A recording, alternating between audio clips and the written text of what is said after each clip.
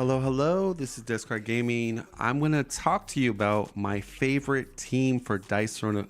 I was going to say Dice Throne Adventures. No, for Dice Throne, the PvP part of things. But when I speak about team, I'm talking about the Bring 3 Ban 1 format. So the Bring 3 Ban 1 format, you select 3 characters of Dice Throne, and you go through a series of rolling die to each player would pick a character to ban, and then you would roll to see who chooses first and goes first.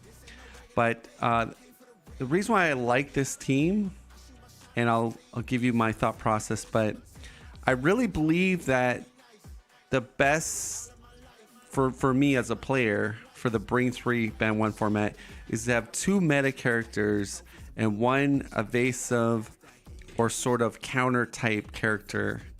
And I'll give you a couple of examples what that might look like. But what I mean by meta meaning they're a character that usually has a good economy lock-in, that can do damage, and maybe has really good defense or really good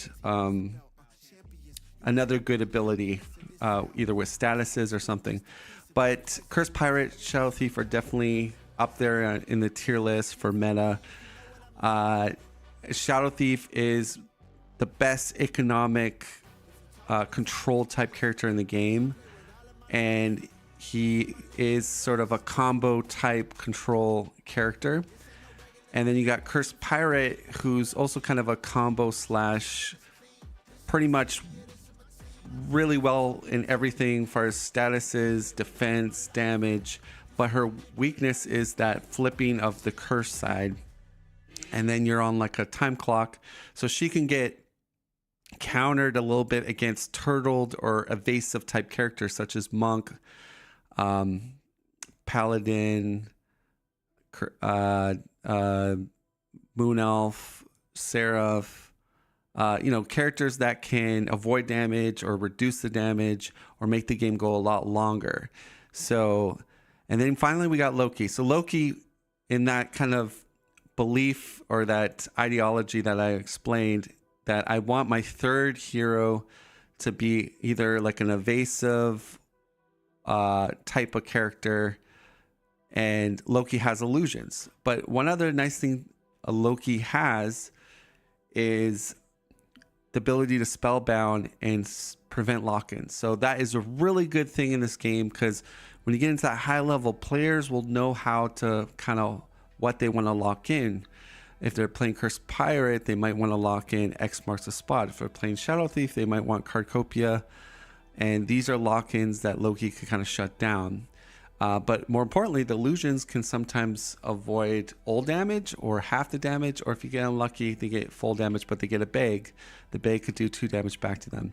So, I don't know. I really like these 3 characters. I think they all have some good strengths and weaknesses.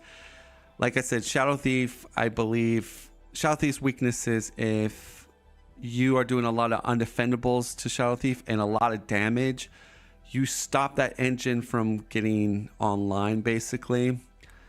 And Cursed Pirate is another excellent character that could kind of get those heavy combos, a lot of isolated damage, and very good defense. So if you're playing against characters that don't have a lot of undefendables, such as like Moon Elf, Monk, well, I don't know if you want to play Cursed Pirate against Monk, because Monk actually has a lot of evase and can turtle. But basically what I'm saying is characters that just don't have a lot of unoffendables, then she's actually really, really strong in those matchups. But yeah, this is so far my favorite team. But my thought process, and if you're trying to get into this competitive format, which is the official format, is I would try, I think this is a good way to have a really good team that has very little hard counters there. But you go with 2 very strong meta characters, usually characters that have a lock-in that could gain CP or draw a card, but combine that with either good defense or good damage. That sort of usually will translate into a higher meta character. And those usually want to run 2 of those, and then maybe I like to run more of a a third character that has a way to mitigate damage. So evasives, protective, I forget what it's called, but it's the thing that you spend the status and you have to damage. That's the way I sort of like to roll my team. Now I'm going to get into my dice attitude, and I might do a separate video for this, but what I want to show first is the Shadow Thief. So I'm going to show you just quickly my table here.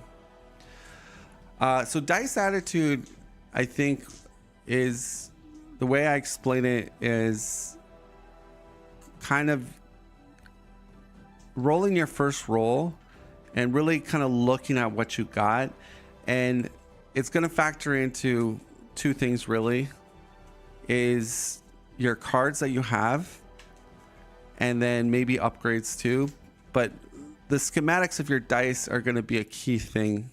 Now when you're playing Shadow Thief, the first roll of the game with Shadow Thief is generally going to be either Pickpocket or Cardcopia. Your straights aren't going to do that much damage, and if you get the kicker with Pickpocket, you can actually steal some CP, slow down your opponent. Cardcopia is always kind of good regardless. But say we start the game, we're drawing our 4 cards, and these are our 4 cards to start the game. So Pickpocket would be one you would want to play at the start of the game. That would cost like 1 CP. But we also have Poison Wound. So depending on the matchup, getting early poison would be key. So if I roll these dice and I get a 6 and maybe a dagger, I'd probably go for a dagger strike right off the bat. If I don't have a 5 or many bags, but Pickpocket would probably be the best thing to do on round 1 with this upgrade, because your opponent starts with 2 CP. But a lot of times your opponent will have maybe a double up, or they might even, they might have a triple up or a double up, but chances are kind of low. But we also have a poison wound, so getting a dagger strike with a kicker to do poison, and then another poison, that's 2 poison tokens already. I generally will go to dagger strike once I have a sneak attack on me, and that's usually from Shadow Defense. But like I said, getting a poison wound in the opening hand. So we would roll our first die, and you can see my first roll, I got 2 daggers and a shadow. Now we do have a bag and we do have the kicker for the Pickpocket. So you could say I have 2 really good options here. I could, on my first turn, I could go for the dagger strike. I just got to get 1 more dagger and I can roll, 2 more. I have 2 more rolls. I think that's like a 80%, 90% chance to get it. The other method, you could say first turn of the game, 2 CP, 4 cards only my opponent has. Pickpocket is another excellent. I already have the kicker, so I could keep the bag. I would roll 3 more dice. I could do it 2 more times, and I could probably get the steal 2 and gain a bunch of CP. I guess it would depend on the matchup too. So if I'm facing if I'm facing somebody with cleanse, then probably the poison route would not be the most optimal, because they could probably just get rid of it. But these are 2 solid options, and I probably would go for the Pickpocket option, because round 1 Pickpocket is really strong. They have 2 CP in the bank right now. I have the kicker to reduce, so because I'll just roll this again, and we got 2 more bags, and then we get a 3rd roll, and we got a 2. So that was kind of a dice attitude there, but I wasn't just rolling and just guessing what I want. I was kind of looking at what cards I have, maybe what matchup I'm doing. And in this case, we would lock in Pickpocket 2, and that's going to net us 4 CP, which is great. And then I would actually steal 2 of my opponent's CP. All right. So let's say we had a different. Say it's like round 2, and we start our turn here, and we get these cards. We go to 3 CP, and we're at 5 cards. And say we were attacked. Say we took 7 damage. We're at 43, and say we rolled 1/6 on our shadow defense, and we have a sneak attack. So it's my turn. I'm gonna do my first roll, and I will always, like, even though I got the 5 in, I would not chase the 5s because I want to take advantage of the sneak attack. And so I'm going to keep the dagger. The kicker is the most important. You want to get that poison. And oh my gosh. So here's the thing. So this is kind of awkward. We don't yet have the full dagger strike. We do have Cardcopia on second roll. Now it depends on like if you had try again in your hand, or one more time, I'd feel very confident just to roll this again. If it's a very close match, you might just want to get the Cardcopia on the second roll. But in this case, we're going to do third roll. And we do not get the dagger strike, but we didn't whiff. Yeah, so it would be a shadow dance. But statistically, we probably should have... Yeah, wow, we're not getting it. But let's just say if we did, and it's not happening. So this is where the math doesn't add up. Okay, so there we go. But let's say we did roll that.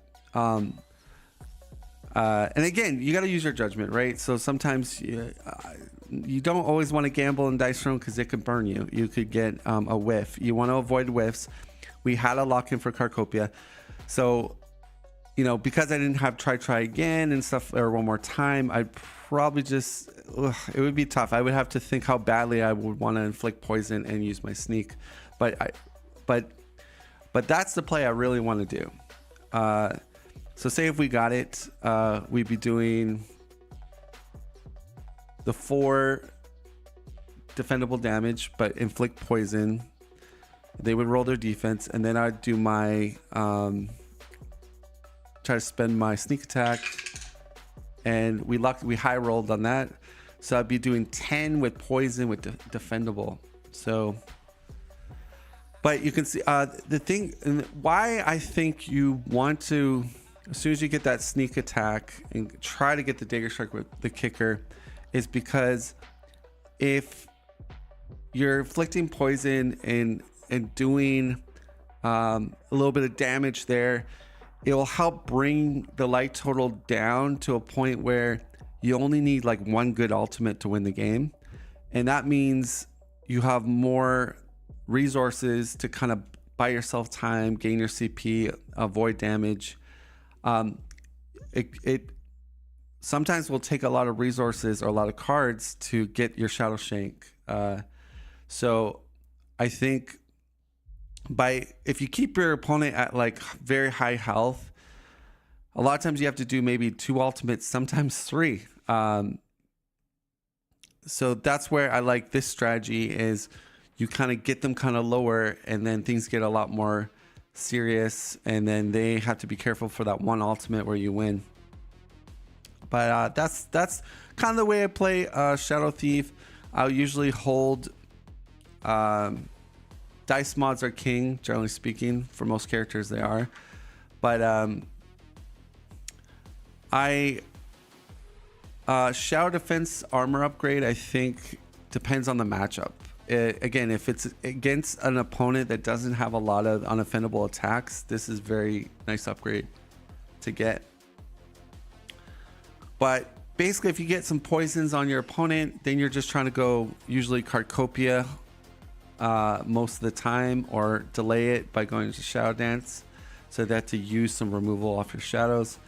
But those are the key, I guess, lock-ins while you try to arm yourself up with a lot of dice. mods. Once you get to high CP with lots of dice mods, then you go for Shadowshank basically, and that is kind of the how you kind of play Shadow Thief. Now, where I think Shadow Thief gets kind of shut down again, lots of unoffendables, doing a lot of damage to Shadow Thief. It pressures the Shadow Thief to use maybe cards they were saving to do a big attack on your on the player. But definitely a very strong hero, and that's why he's sort of one of my favorites on my team. The next big person I like would be Loki. So if I go to Loki, just move my stuff here.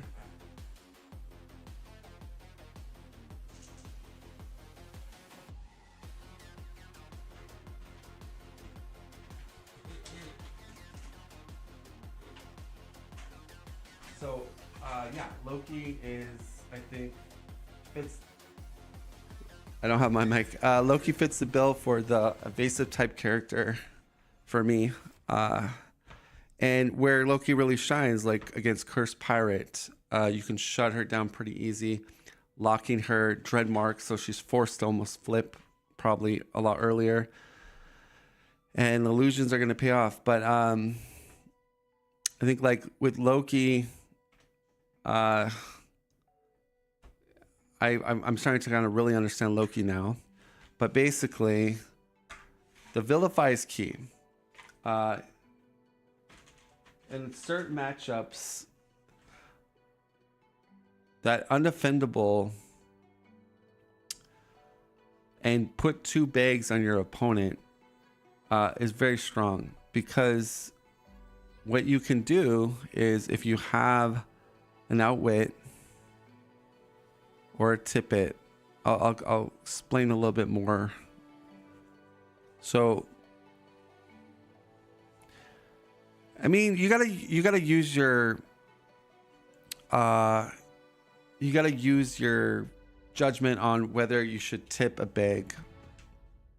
But sometimes, if they get a 6, that's gaining them 2 CP, so that could be really big in some matchups. Like, I mean, Black Widow wants to generate a lot of CP so she can fuel her engine. So maybe holding on to a tippet, just so she doesn't get if she does get a 6, you could, but if she has a ton of CP, obviously you're not going to bother, just let her gain more CP. But what I like about Outwit is that you have a stack limit of 2 bags. So what you can do, because I'm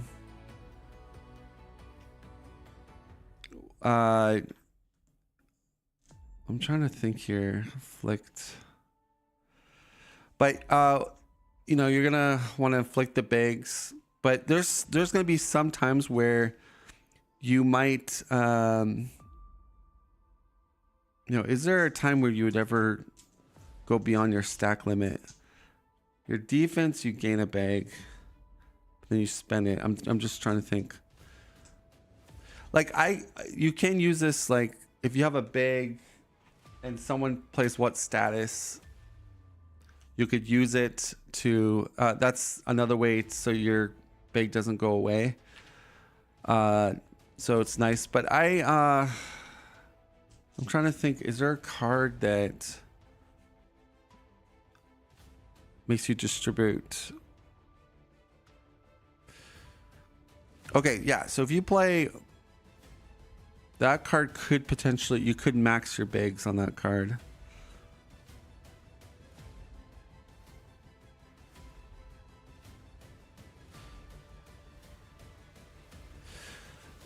Yeah, so say you do your ultimate and then you play Liar Liar. And by doing that, you say you roll and you get an extra bag to inflict. You could use a red card to outwit, do the damage, and then put back another bag. So I mean,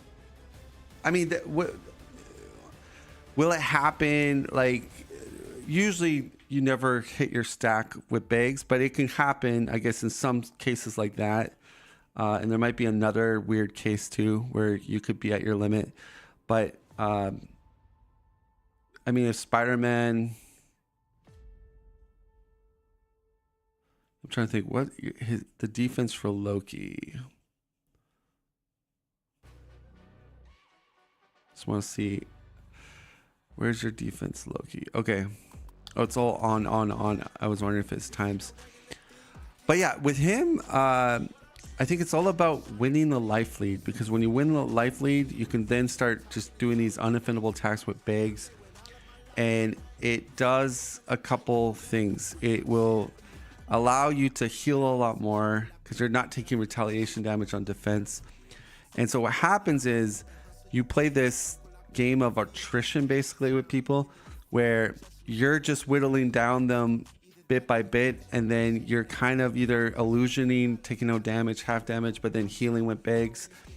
And Loki just kind of grinds people down in a way.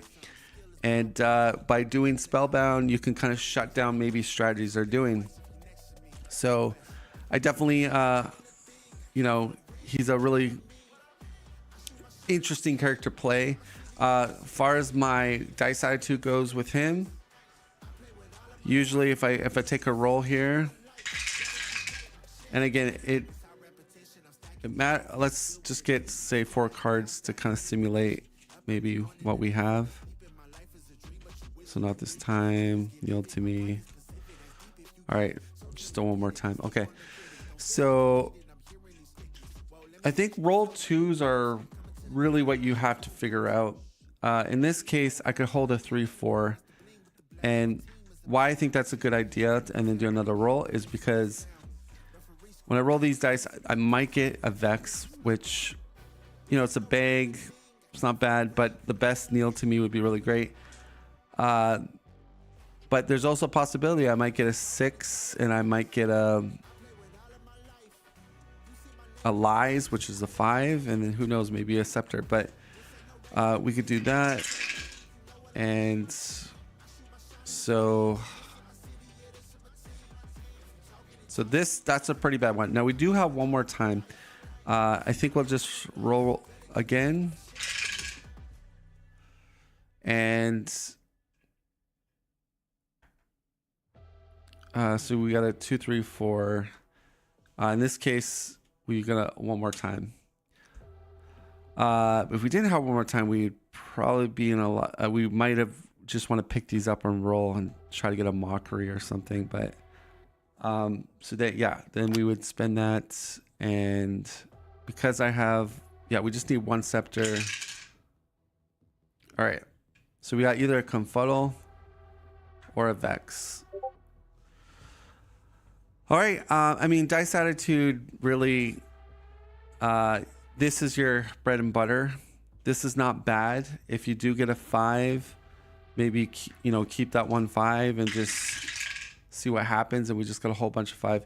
Antics is not something you want to go every single turn, but it is good if it becomes you want to prepare for a dice mod war with your opponent.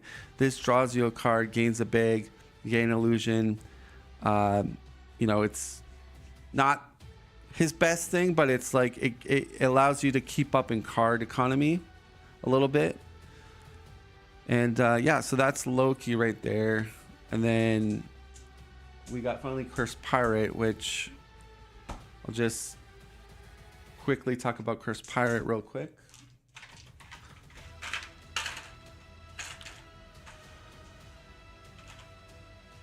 I definitely think with Loki, it's gonna take some games to get a feel for him, but a lot of players don't like him because he's too grindy. The games go really long. But I guess that's another topic. Is that the bad aspect of Dice Throne? If a game goes more than an hour, is that a defect in the game? And that's another question. Should there be a time limit? Tournament play, obviously there's got to be a time limit because of just, people have to get the games finished. But yeah, that could be another topic we could talk about. All right, so yeah, Cursed Pirate. I would say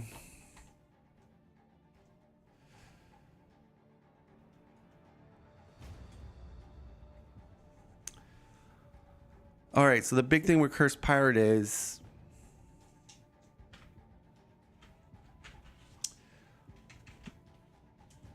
knowing the matchup. I think the number one thing for players with Cursed Pirate is, when do I flip to the curse side? Is it a good time to flip to curse? Do I want to? Now there's a lot of players that never really like to flip, hardly ever. My opinion on it is, how good is your hand size and what type of matchup are you in? If you're against Shadow Thief, you want to flip turn 1 if possible. If you're against Artificer, you want to flip turn 1, turn 1 too, because both those characters love to go into their non-attack lock-ins. And being on the flip side, you'll generate a keg onto them when they are trying to do Cardcopia or Pickpocket or Schematics. But usually, I'm going for X marks the spot in the beginning of the game as my, unless I'm facing Shadow Thief or Artificer. But X marks the spot, and I'm basically trying to gain CP and ideally draw more cards. So we want booty plus, we don't mind swords that much, but we really want booty. That's the main thing. So by doing that, we're going to get more cards. And once we have like some good 6-it, Twice as Wild, Tip-it, So Wild, I would say 3 or so dice mods, like good dice mods, you're ready to go to flip.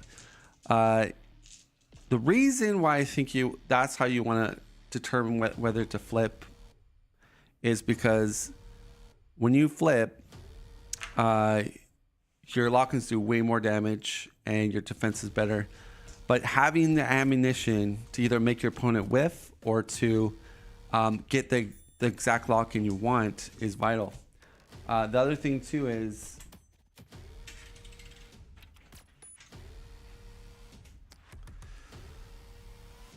when you flip over here, having like say 6-it in your hands or whatever, when you get Dreadmark, you could put 3 doubloons on your opponent right away. Doing that, your opponent takes 3 damage, you take 4, so you kind of even out the difference a little. You're taking kind of 1 if you compare if you have 3 doubloons on someone. If you also have Pirate's Life in your hand, this basically gives you almost 1 free turn, a little, not totally free, but it heals you 3 when you're in curse, so it could like mitigate maybe 1 round almost of being cursed.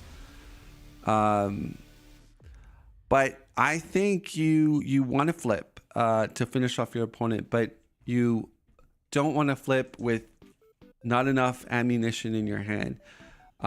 Flipping with 2 or 3 cards, not a good idea. So that's my take on that. Abyssal Walk and Walk the Plank on the other side, that's going to depend on how many cards your opponent has. Does he have 2 cards? Does he have like 4 or 5? I wouldn't do it. Because he gets to pick, so he could just pick an upgrade.